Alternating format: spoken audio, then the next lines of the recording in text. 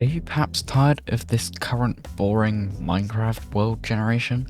Well, you might have just stumbled across the video for you because I have prepared 6 of the best data packs that will completely change the Minecraft world that you know and love to something even better. Okay, so the first step towards ultimate Minecraft world generation is the Dungeons and Taverns data pack, which adds 37 new structures, and also there's variants of structures as well. So in total, there's more than 37. And obviously I don't have enough time to cover them all, so I will go over my top 10 favourite. So my number 10 spot is actually, as you can see, in the nether, which is the nether port, which as you can see, this pretty big structure here. It's kind of like a nether fortress version of a bastion, I think. As you can see, there's these little towers with blazes in as well, and as well as that, there's also these crimson structures all around the edges as well, and they go on for quite a while. As you can see, that over here as well, over there for quite a while, and over there as well, and this is kind of central buildings. As you can see also, there's some chests with some pretty nice loot in it as well. Number 9 is also in the nether, which is the Piglin Outstation. As you can see, this is pretty similar to Netherport, except for it's kind of like a Bastion version instead. As you can see, there's this kind of central building here, and all these other substructures around the outside, which is a kind of nice thing to stumble across. After all, the only structures in the Nether are kind of the fortress and the 3 bastion types. If we take a look inside here, there's actually some nice detailing here as well, and also plenty of chests as well to look through. And also a nice little touch is they have these little prisons for mobs, and they also have these like storages of nether gold and also some gilded blackstone if you're lucky. So number 8, as you can see, brings us to the mangrove swamp, where we have the witch villa, which is also very well hidden by all of these mangrove trees, which I'm not sure they're supposed to be here. They're supposed to be like this little lawn section in the middle, but it has been very overgrown, as you can see. But yeah, it's a pretty nice structure. Definitely at least 1,000 times better than the witch hut. As you can see, there's like this little greenhouse type area with all these plants growing and trees as well. Also lots of mobs inside. There's slime, there's zombies and skeletons, chests as well, as you can see, with various plants, and pumpkin zombies and skeletons and witches. Very nice, and some more stuff in there as well. There's also this main building over here, which if we go inside through the front door, somewhere there it is, you'll be able to see there's a lot of cobwebs and mobs, making it very difficult to traverse around. So if you were in survival mode, trying to get through one of these, it would be pretty difficult. So yeah, if you had a better view of this thing without all the trees, I reckon it would probably look quite nice. And actually, if you have a look at the F3 screen, we are over 13,000 blocks away from spawn, and this is the closest one there is to spawn. So yeah, this thing is pretty rare. On to number 7 now. We are actually by the ocean, because now we have the Trident Trail ruin, which as you can see is absolutely enormous. I mean, this thing I've measured is more than 9 chunks long. I think it's actually 10. So 10 by 10 is pretty huge. Starting off, we have these giant chamber things that kind of run along outside of the main building. It goes pretty long, and there's also these little sub rooms, as you can see as well. Is there anything in here? It is not. Oh, there is a gold block, and over here there's a trial chamber spawner thing with guardians in it, which is pretty intense. And that's not even the main building. If we head on over here to this gigantic structure here, there's one of these little loot key things, I believe it is, as well as an Elder Guardian spawner. It's pretty standard, isn't it? And all these Guardian ones around the edges as well. This thing is huge. Like, imagine fighting this in survival as you were swimming around. I mean, wow. This is insane. And just for comparison, here's a normal monument. This thing is pretty big on its own. But yeah, this isn't even like a quarter of the size of the big building in the middle. Number 6 now brings us to the desert, which is pretty well known for being quite barren, but not this time, because we have the desert ruins. As you can see, it's like a little bit of a ruined village, with this ginormous monument in the middle as well, which, as you can see by all the sand, it's been like left to kind of rot away, probably for hundreds of years. And there's a nice little face here as well. So there's actually not really a way in. You just have to keep digging and excavating. And there's not even really rooms, there's just little pockets of air with random mobs and chests. As you can see inside here, there's no way of knowing how to get here. You just have to dig. So there you go. Here's a little chest room with this skeleton, with an Outreach 1 book and a saddle. How very nice. It also has the normal desert temple on the top of it, which is quite a nice touch. And also these loads of buildings around the back here, which also contain chests as well, I believe. If you take a look inside, there you are. Number 5 brings us to the Dark Oak Forest, which you might be able to take a guess as to what this is.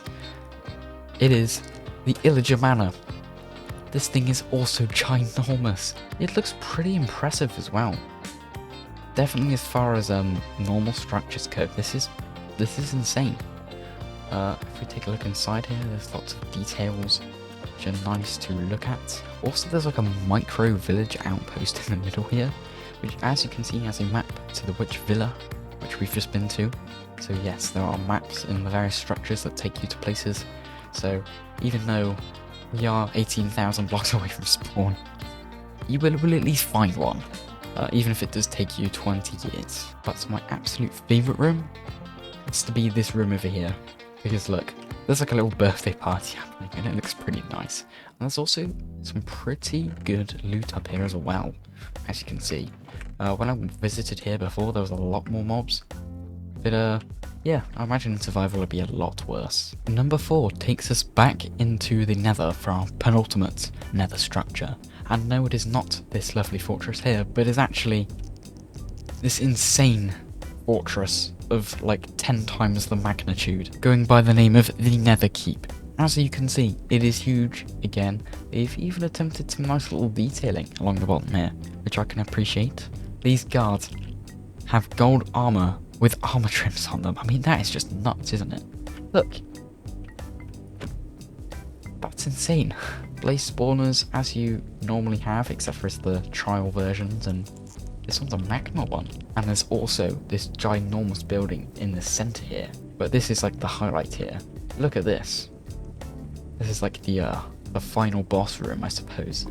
Lots of loot, lots of mobs. Yeah, it's pretty nuts. Number 2. We are actually in the end, which is known for being pretty barren and not very exciting, but not this time, because I present to you the End Castle. I said the Illager Manor was big, but this thing is giant. There's even, like, there's a boat here. Like, this thing is absolutely ludicrous.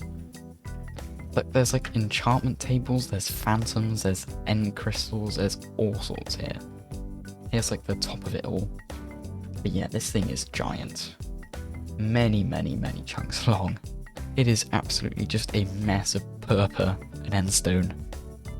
And it looks very impressive, and also very messy, but mostly impressive. Like spawners everywhere. I felt like they could have gone over crazy and it would look weird, but they've somehow managed to manage the weird. Pretty impressive. This is like 8 end cities put together. Very nice. Number 2, back in the nether, for the final nether structure. This thing is pretty nuts. Here is the Piglin Donjon. I think I've said that right. I hope I said that right. It is enormous. There's like 4 bastions put together. There is some really nice detailing here as well. I mean, look at that. You don't get that in normal survival. Like lava pig nose, door, tusks and everything. That is pretty crazy. Loads of piglins, as you can see. Lots of gold. Very tall. But here is the center room. I mean, this thing is enormous. I mean, look at it. There's a hoglin spawner in the middle. I mean, It really doesn't get much better than that. And there's even a little face in the middle here. Very, very nice indeed. Very, very detailed as well. Really adds to it. And yeah, it's like a viewing platform, I think. Like the seats and stuff, although you don't really have much of a good view of what's happening, but there's even a track here. I didn't even notice this last time. Wow, okay. It just takes you right the way through. And is that another fortress?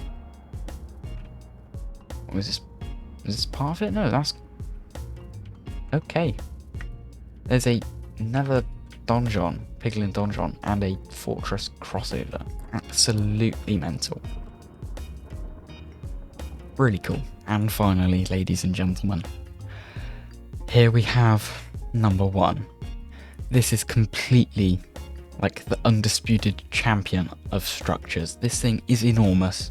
You need like at least 15 render distance to see it all in one go. But here we are. This is the Lone Citadel. It is absolutely humongous. I mean, this thing goes from chunk to chunk to chunk. It is making my computer stutter a little bit just looking at it. I mean, it's just ginormous, isn't it? Like, what's that, 100 blocks probably? It looks like some kind of super castle that's like been ruined along with time and stuff, but I mean, the attention to detail here is absolutely insane. I mean, wow. Totally absurd. And there's like breezes and skeletons and stuff and strays and all sorts in here. It is pretty chaotic, but yeah, this thing is huge. Absolutely crazy. Reminds me a lot of Tango's Season 9 Hermit's Craft decked out build, but in stone instead of black stone or deep slate or whatever it was. Yeah, it's pretty insane. Also, like 20,000 blocks away from spawn, so pretty hard to come by. And you'd imagine so for something this grand and just super. I mean, wow. I can't even imagine taking this on in survival. I'd die probably hundreds of times, and that's not even a joke. Obviously this mod adds a lot of structures, and I haven't managed to cover them all in this video, so if you want me to make a separate video just on this mod or something, anything related to this mod, please do let me know in the comments, and I will happily oblige. Like I say, this mod is really impressive, so yeah, this is at least like a 9 out of 10 mod. There's the link for the download, for the data pack, mod, whatever you need it in. It's in the description below. We'll take you to the Modrinth page. Yeah, absolutely crazy. Deserved 3 million downloads, whatever it has, because this is absolutely nuts. We're on to data pack number 2, which as you can see is having quite the effect on my performance as I am struggling to even punch right now. But anyway, this is Tectonic. It's basically just a world generation overhaul. Nothing much else to it other than that. It looks pretty nice. As you can see, we got these nice lovely mountains up here, which is kind of like the 1.18 mountains times 2. Plus we've got like these little valleys here as well, which looks super cool. It's like there's been like a little paintbrush that has been swept along down here. I'm really sorry about the lag right now. Anyway, so we've got this nice lovely long river here as well, and if we take a look at our map, we can see the kind of generation that it gives us. So we've got these nice big blank spaces, these big mountains, the cherry blossoms as well, and also these nice little mountains over here, which are filled with iron and gold and emerald, and also these nice wavy little calcite lines. This is like the milder of the 3 mods for overworld generation, so I dread to think what is going to happen next in terms of performance. This is like the nicest spot I've found so far. It's got these lovely mountain ranges and these big biomes and just spaces, so you can imagine the nice builds that happen along here. Also, according to the page on Modrinth for Tectonic, it's said to add some nice stony shores, which I can confirm is very true. This looks pretty cool. It also appears that my computer has decided to live again, which is also really cool, so great. There's also some nice peaks over here as well. Really lovely stuff actually. It's like a nice step above normal generation, but it's not too crazy, which is pretty nice I think. We zoop on up over to, oh wow, this is, oh, that's stunning. Really, really nice. Anyway, so I had to extend my cloud height even higher just so it didn't interrupt. 320, okay, that is nuts. I did just want to check what is like the ground level, because this is a pretty tall mountain range. I got my lovely elytra on. Let's just have a look. So this is 80, so that's like a 300, 250 block tall mountain. That's incredible. So there you are. That's the Tectonic mod, or data pack, which I currently have it as. Yeah, it is pretty nice, in my personal opinion. This is probably like an 8 out of 10 pack, I reckon, because there's some really nice stuff going on over here, especially this mountain range. I mean, really is breathtaking, isn't it? So up next, number 3 of 6 data packs, I present to you the Geophilic data pack. As you can see straight off spawn, this is pretty nice. It's also a little bit less vanilla than Tectonic, but it's still using all the vanilla blocks. As you can see, we're even at spawn now, and it already looks super cool. We've got these little logs with moss and all these flowers. Oh, and the coaster as well.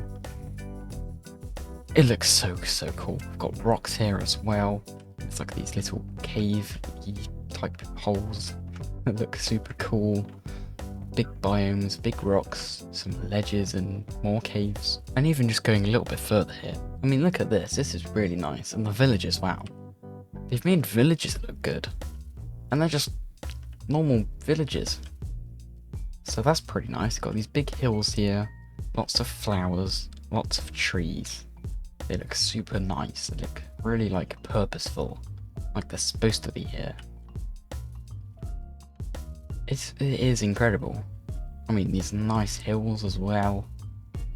Looks pretty nice. I suppose this is also to do with the seed partly, but yeah, this is super nice. So if you're looking for a little bit less vanilla-y, more terraformed kind of vibe, I think this is probably it. I mean, even coming over here to the savannah. I hate savannah, but this is nice. I mean, look at these nice custom trees. Look at this thing. Like, what even is this? I don't even know, but it looks cool. And like the grass looks different because of all like this coarse dirt and stumps and big mounds of it. These big lumpy hills as well. It looks really good. In the near distance we have our desert. And even then the desert looks good. And that's a desert. How do you make a desert look good? So really well done for this, because this is nice. Look, they've even got like stone and bamboo and pumpkins. There's even camels in the wild. This is pretty nice.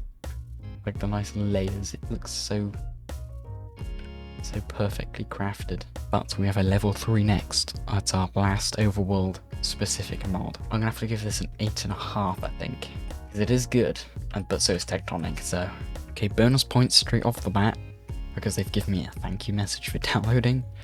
But yeah, this is Terralith.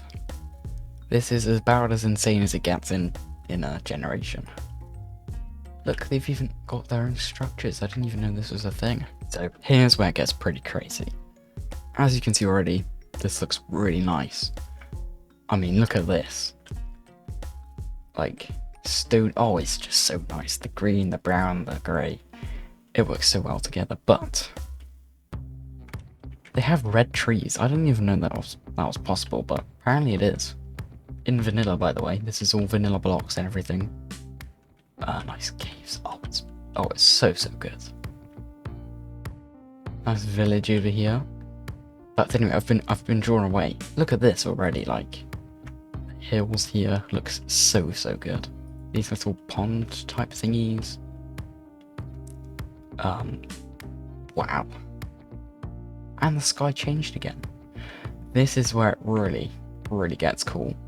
See, this is the Yellowstone biome, based off of Yellowstone National Park, I believe. It says on the Modrinth page. Look at this. This is seriously cool. to the point where it almost looks modded. I mean, wow. Calcite everywhere. And there's these steaming bits with these orange and black bits as well, and these huge lakes. This is mega cool. And it's got this little cherry bit in the middle of the bamboo. It looks so good. I mean, crikey, this is cool, isn't it? Feast your eyes, everybody, upon this. I mean, wow. This is called Yosemite Cliffs, I believe. Absolutely breathtaking. I mean, this is seriously just so good. I mean, this is how far away from spawn?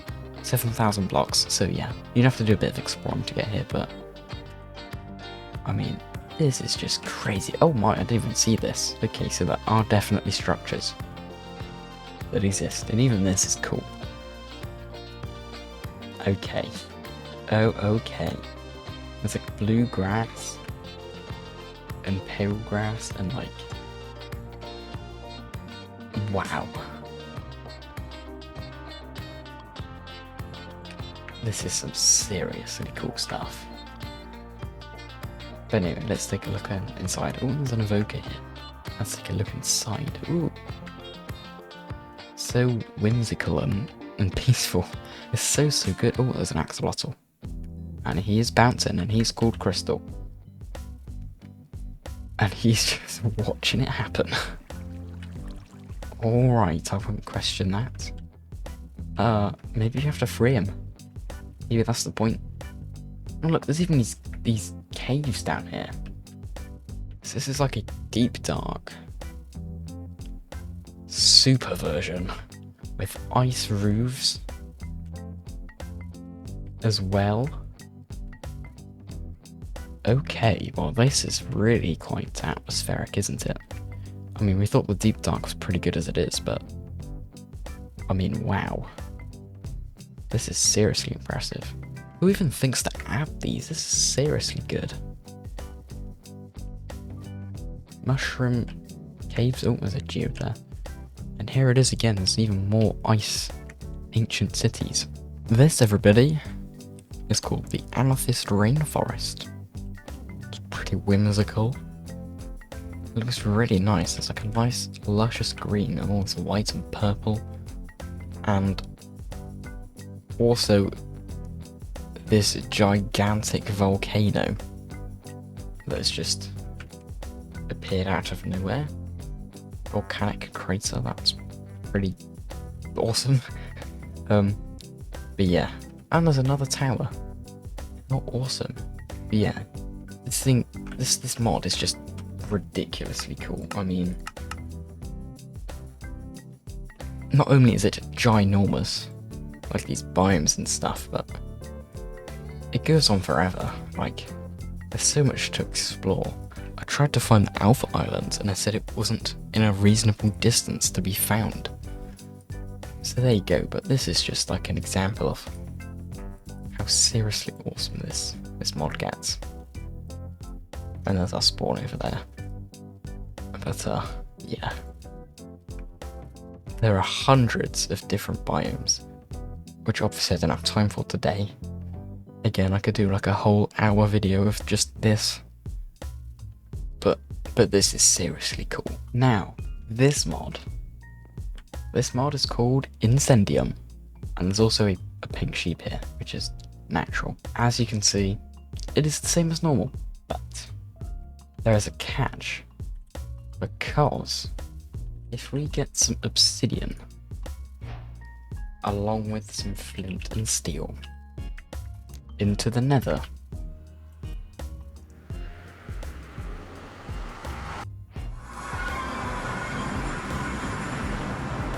okay, this is not promising already, but we're in.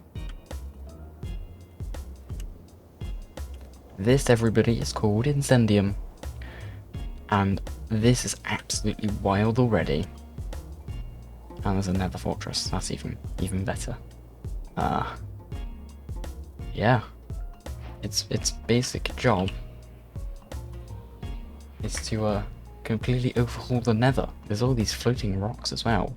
It's nice, this white and crimson stuff as well. Hanging roots from the ceiling.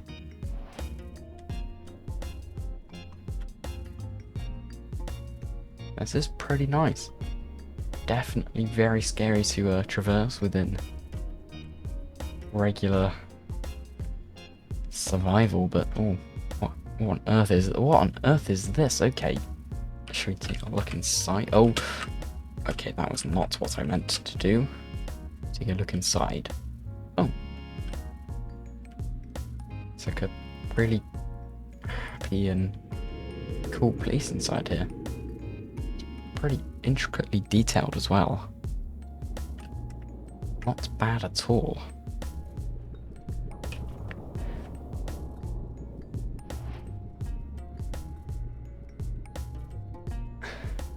I'm not even sure what to say.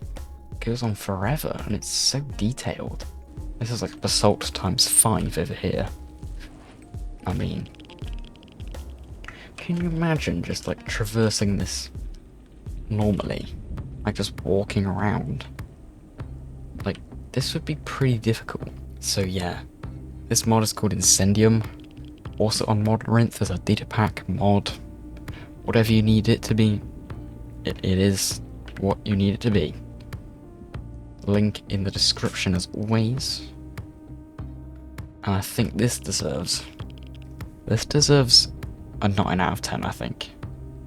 I don't know if I rated Terralith or not.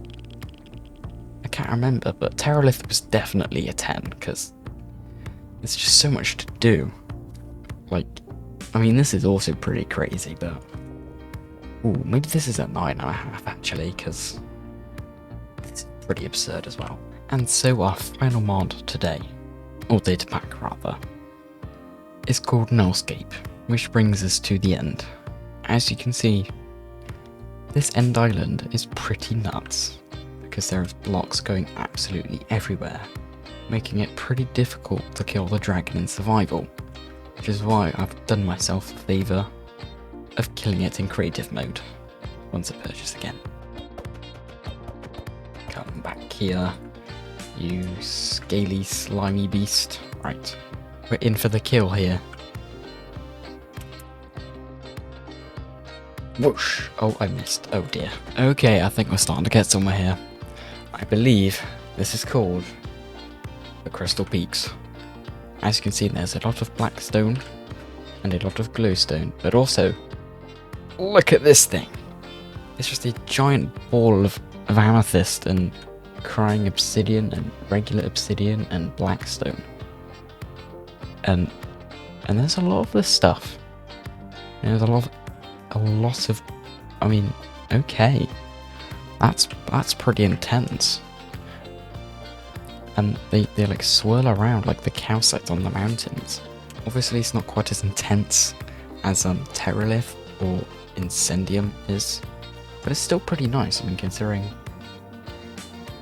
considering how bad the normal end is, this is pretty nice. I mean, here's just another look of the absolute madness of this biome. So now we have biome number 2 of 3 in the Nullscape data pack. It is called the Shadowlands, which is quite appropriately named. As you can see, it is very barren of colour, except for this little cluster of amethyst. Anyway, that's not quite the point. As you can see, it is made entirely of dead coral. It is very unique. And it looks very moon-like, except for all the little plants that have died. And there's phantoms as well, to add to the horror. Yeah. Absolutely, great. Really, isn't it? There's also some fossils, apparently. That's pretty nice, too. And some endstone and stuff. Oh. Very spooky indeed. Just to add to the madness even further, I found this giant floating fossil, which I believe are pretty rare, but they happen. And I completely forgot about that, so that's pretty awesome. There's also just some more mad generation over here, as you can see. This was supposed to be the final biome, which is called the Void Barrens, but it's just this floating island here, which is a shame. But perhaps they were meaning this over here, which is just this absolutely humongous area of black stone and basalt. And there's all this crying obsidian and amethyst as well, which looks really cool. I'm not quite sure if this is it or not. All in all, this mod is pretty good. I would probably rate this...